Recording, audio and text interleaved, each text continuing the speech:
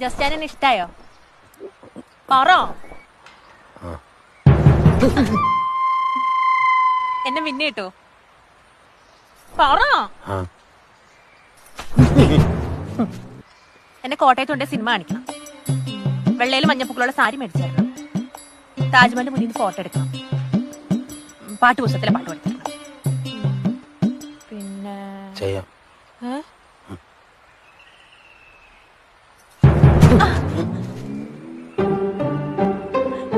നമുക്ക് ഒത്തിരി പിള്ളേര് വേണം കേട്ടോ. ജാതിമരം കുലുക്കിയിട്ട പോലെ ചുറ്റിനും. സമ്മതിച്ചോ?